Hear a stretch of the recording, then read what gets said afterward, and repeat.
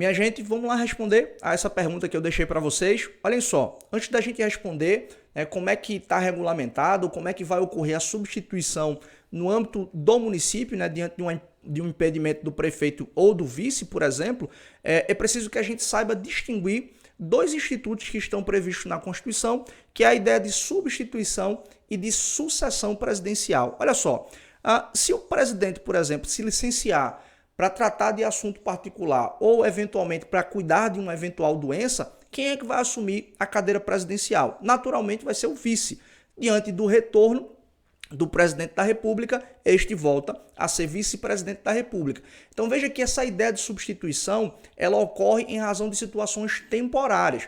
A Constituição ainda diz que no impedimento do presidente do vice, pode ser chamado o presidente da Câmara dos Deputados, ou o presidente do Senado, ou também o ministro-presidente do Supremo Tribunal Federal. Isso aqui é uma ordem a ser seguida da linha de substituição do presidente. Agora, a sucessão, ela tem uma repercussão jurídica distinta. A sucessão presidencial, pessoal, ela ocorre diante da vacância do cargo. Então, se o presidente morre, se o presidente renuncia, se o presidente é condenado por crime de responsabilidade ou por crime comum, quem vai sucedê-lo no cargo de presidente é exatamente o seu vice. Isso é algo natural. Então, o vice-presidente está lá na linha de substituição, mas também está lá na linha de sucessão. A situação aqui, ela precisa ser observada quando houver a dupla vacância no cargo de presidente e de vice. Se os dois saírem, imagine que os dois sofram um processo de impeachment ao mesmo tempo e são condenados. Se a dupla vacância ocorrer nos 2 primeiros anos do mandato, o que a Constituição determina, no artigo 81, que seja feita a eleição direta. Então, a gente vai ser chamado a votar e a escolher novamente presidente e vice. Agora, se essa dupla vacância ocorrer nos 2 últimos anos do mandato, o que a Constituição determina? Que haja aqui uma eleição indireta realizada pelo Congresso Nacional num prazo de 30 dias na forma da lei. Essa é a previsão da respectiva Constituição Federal. No entanto, essa lei não existe, a gente não sabe tecnicamente como é que ocorreria essa eleição indireta, e aí há alguns projetos que tramitam no Congresso Nacional, estabelecendo quais são os requisitos para o eventual candidato, como é que vai ser o prazo de votação e como a votação vai ocorrer no âmbito do Congresso Nacional. Há algumas decisões que determinam a aplicação de regimento interno de Assembleia no âmbito estadual, mas esse é assunto para uma outra discussão. Então vejam, se há dupla vacância nos 2 primeiros anos do mandato, a Constituição determina eleição direta num prazo de 90 dias da última vacância. Se a dupla vacância ocorrer nos 2 últimos anos do mandato, eleição indireta num prazo aí de 30 dias da ocorrência da última vacância. Eu vou colocar na tela aí um slide para você perceber como é que se consolida essa informação que eu acabei de passar para vocês. Então tem aí impedimento, situações temporárias, eventualmente aqui uma doença, uma licença do presidente da República, então ele vai ser substituído pelo vice-presidente, diante do impedimento do vice, está viajando também ou também está doente, pode ser chamado aqui presidente da Câmara dos Deputados. Possibilidade do presidente da Câmara dos Deputados pode ser o presidente do Senado Federal e aqui, por último, presidente do Supremo Tribunal Federal. E a vacância, conforme eu expliquei para vocês, é uma situação definitiva que pode ocorrer aqui a morte, a renúncia, a condenação por crime comum ou de responsabilidade. Naturalmente, quem é que assume, quem é que sucede o presidente? O seu vice. Agora, ocorrendo a dupla vacância, se nos 2 primeiros anos do mandato haverá nova eleição direta em 90 dias, Se nos 2 últimos anos do mandato, eleições o quê? Indiretas, realizadas pelo Congresso Nacional, ok? Na forma da lei. Então isso, pessoal, é um modo através do qual a Constituição estabelece a sucessão e a substituição do presidente. Agora as perguntas aqui que precisam ser respondidas. Helder, como é que isso ocorre no âmbito dos estados e como é que isso ocorre no âmbito dos municípios? Olha só, tem 2 decisões aqui que são muito importantes para a gente poder observar. A primeira decisão trata basicamente sobre a sucessão e a substituição de governadores de estado e a segunda decisão fala sobre sucessão e substituição de prefeito. Olha só, no caso de dupla vacância dos cargos de governador e vice-governador, o STF entende que não há necessidade dos estados reproduzirem a regra contida no artigo 81, que é a regra exatamente que fala de eleição, né, direta e indireta. É possível que haja previsão diferente. Por exemplo, ocorrência de eleição indireta apenas se a dupla vacância ocorrer no último ano do mandato. O que se proíbe são os estados excluírem a possibilidade de eleição direta ou indireta. Mais uma vez, os estados não podem deixar de realizar eleições, mas podem mudar os prazos. Olha só, preste atenção no que eu vou te dizer. O Supremo Tribunal Federal entende que no caso de dupla vacância, por exemplo, do cargo de governador e do cargo de vice-governador, o que é que vai acontecer? A Constituição Estadual, ela pode estabelecer se vai ser realizada a eleição direta apenas se a dupla vacância ocorrer no primeiro ano do mandato. Ela pode estabelecer que a eleição indireta só vai ocorrer se a dupla vacância, né, acontecer no último ano do mandato. Enfim, a autonomia do Estado de regulamentar como isso vai ocorrer. O que o Supremo deixa bem claro é que a Constituição do Estado não pode deixar de prever a eleição. Por exemplo, a Constituição diz que no último ano, se houver dupla vacância, quem vai assumir o cargo é o presidente da Assembleia e não se fará eleição. Então, nesse sentido, o Supremo diz que não pode acontecer, isso violaria, né, essa previsão ou violaria esse parâmetro aí por simetria da Constituição Federal. Na verdade, a grande discussão aqui é fazer acontecer a eleição. Então, se a eleição não ocorrer, o Supremo diz que essa previsão na Constituição do Estado seria inconstitucional. Agora, olha só, volta na telinha aí. Artigo 75 da Lei Orgânica do Município de Manaus, tá? Isso é uma emenda do julgado que vocês estão vendo aí, um RE 64, né? 655-647, tá? Tá lá embaixo o número desse recurso extraordinário aqui, ó, para vocês observarem. O que é que o Supremo julgou? Olha só. Artigo 75 da Lei Orgânica do Município de Manaus, que dispõe sobre substitutos eventuais do prefeito e vice-prefeito, no caso de dupla vacância.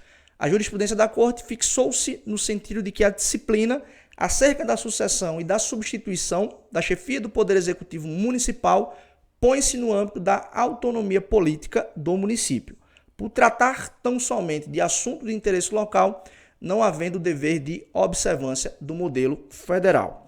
Então, olha só, algumas lições importantes aqui.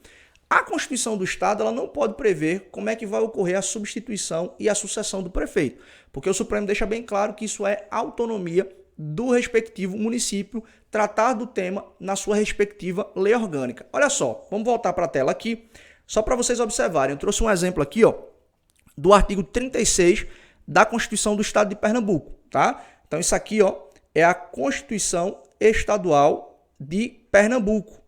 Então, olha só, substituirá o governador no caso de impedimento e suceder-lhe-á no de vaga o vice-governador. Em caso de impedimento e ausência do governador e do vice-governador, ou vacância dos respectivos cargos, serão chamados sucessivamente ao exercício do cargo o presidente da Assembleia e o presidente do Tribunal. Então, veja que é um parâmetro aqui, tá? A participação do Executivo, governador e vice, a participação do Legislativo, o presidente da Assembleia Legislativa e a participação do Judiciário através do presidente do respectivo Tribunal de Justiça. Então aqui a prazos, tá? Isso é uma outra discussão, essa questão de sucessão. O objeto aqui é a gente discutir um pouco a questão da substituição, mas quem sabe depois eu posso até gravar um vídeo discutindo um pouquinho mais com vocês. Eu, inclusive, considero que esse parágrafo 4º aqui está em confronto, está em conflito com os precedentes do Supremo Tribunal Federal. Então, olha só, se a vaga ocorrer nos últimos 12 meses do quadriênio, o período governamental será completado de acordo com o disposto no parágrafo 1º, que é exatamente quem aqui, o presidente da Assembleia e o presidente do Tribunal de Justiça poderão ocupar o cargo. Então, a Constituição do Estado de Pernambuco ela suprime a possibilidade de eleição. Então, a gente viu agora há pouco que o Supremo diz, olha, a Constituição Estadual pode até estabelecer prazos distintos. Olha, eleição só vai ocorrer se a dupla vacância acontecer no último ano do mandato e assim sucessivamente. Mas aqui a Constituição Estadual está suprimindo a possibilidade de eleição. E aqui ó, o artigo 51, parágrafo 2º da Lei Orgânica aqui do município de Recife. Então a Lei Orgânica do município de Recife estabelece o que aí pra gente? Olha só. Então a Lei Orgânica aqui ó, do município de Recife estabelece o seguinte no artigo aqui 51, parágrafo 2º. O prefeito será substituído no caso de impedimento ou ausência do município e sucedido no caso de vaga pelo vice-prefeito ou na ausência de ambos ou a vacância de seus cargos pelo presidente da Câmara Municipal. Olha só, pessoal. Como a gente viu agora há pouco, regulamentar a substituição e a sucessão do prefeito é assunto de interesse local, de modo que esse tema deve ser tratado na respectiva lei orgânica do município. Então, há algumas variações aqui. Tem lei orgânica que diz que se o prefeito não pode ocupar o cargo, vai ser o vice-prefeito. Diante do impedimento do vice-prefeito, vai ser o presidente da Câmara Municipal. E algumas leis orgânicas continuam essa linha de substituição, dizendo, olha, vai ser o vereador mais antigo em idade, vai ser o vereador mais antigo em mandato, ou haverá uma eleição na Câmara Municipal para escolher esse que vai figurar na linha de substituição. Então, tudo é muito a critério da respectiva lei orgânica. E algumas leis orgânicas, na verdade, eu acho que a maioria delas, né? Praticamente todas as que eu tive contato aqui em Pernambuco estabelecem isso. É o prefeito, o vice e o presidente da Câmara Municipal. E aí, vejam só, eu vou até colocar na tela aqui novamente para que vocês prestem atenção e, se quiserem depois, façam a leitura desse julgado aqui, tá? Foi uma reclamação, a de número aqui, ó, 6083, que foi proposta lá no Supremo Tribunal Federal em 2008. Deixa eu te explicar só o que foi que aconteceu para você entender. Uma prefeita, né, a prefeita à época do município de Fortaleza, em 2008, tinha viajado para os Estados Unidos e o vice-prefeito e o presidente da Câmara dos Vereadores não quiseram assumir a cadeira na prefeitura, porque alegaram que poderiam incorrer naquele impedimento previsto lá no artigo 14, no parágrafo 6º da Constituição Federal. E aí o que foi que aconteceu? A lei orgânica do município de Fortaleza não estabelecia mais ninguém nessa linha de substituição e gerou uma espécie de lacuna normativa. O que foi que a prefeita fez? Nomeou o PGM, o Procurador-Geral do município. Contra esse ato de nomeação, né, da prefeita, nomeando o Procurador-Geral do município para assumir a cadeira enquanto ela estivesse fora do país, a Associação dos Magistrados Cearenses impetrou um mandado de segurança contra essa nomeação sob o seguinte argumento. O fundamento utilizado foi, olha só, se a lei orgânica do município ela não prevê, né, quem é que vai substituir o prefeito ou a prefeita após o presidente aqui da Câmara dos Vereadores, por simetria, deve ter um representante do Poder Judiciário, né, com a possibilidade de ocupar a cadeira de prefeito. E por que esse fundamento? Porque se a gente observa num plano federal e num plano estadual, você tem a representação do Executivo, presidente e vice-presidente, ou governador e vice-governador, a participação do Legislativo, né, a presidente da Câmara e presidente do Senado ou presidente da Assembleia Legislativa, e a participação do Judiciário, o ministro-presidente do Supremo Tribunal Federal ou a ministra-presidente e também a presidência ali do respectivo Tribunal de Justiça. Mas não existe judiciário no âmbito municipal. Então o fundamento foi quem deve assumir pela simetria, por ter um representante aqui do Poder Judiciário, deve ser exatamente quem? O juiz mais antigo da vara da Fazenda Pública instalada no respectivo município. E aí esse mandado de segurança foi distribuído, caiu numa das varas da Fazenda Pública, exatamente lá em Fortaleza, e a juíza plantonista deferiu, concedeu a ordem para que fosse nomeado ali o juiz mais antigo da vara de Fazenda Pública no município de Fortaleza. Isso obviamente foi parar no Supremo Tribunal Federal, através dessa reclamação que eu coloquei para vocês aí, a reclamação 6083, e o fundamento da reclamação, né, proposta pelo município de Fortaleza foi exatamente que, ao determinar, né, a nomeação do magistrado, essa decisão estaria violando exatamente a autonomia do respectivo município, que já tinha sido consolidada e já tinha sido garantida pelo Supremo em várias decisões anteriores. Inclusive eu mostrei até uma para vocês aqui. Então isso foi parar no Supremo. Diga-se de passagem, o mérito dessa reclamação não foi julgada, porque logo depois ela perdeu o objeto, ali estava muito perto das eleições de 2008, então logo depois a prefeita voltou e esse problema foi absolutamente resolvido. Mas olha só, diante de toda essa discussão aqui, a gente pode tirar algumas lições. A primeira lição, essa ideia de sucessão e de substituição de prefeito, ela deve ser tratada no âmbito da respectiva lei orgânica. Né? Sequer, por tabela, né, esse é o segundo ponto aqui, a Constituição do Estado pode regulamentar isso. Porque se a Constituição do Estado regulamentasse isso, estaria violando, obviamente, a autonomia do respectivo município. E eu acho que tem mais um argumento aqui, ou mais um ponto que a gente precisa observar, e eu acho que esse é importantíssimo, é que imaginemos por hipótese que a lei orgânica do município contivesse essa previsão, que o juiz mais antigo da vara de fazenda pública no respectivo município poderia figurar na linha de substituição do prefeito. Isso seria compatível ou não com a Constituição?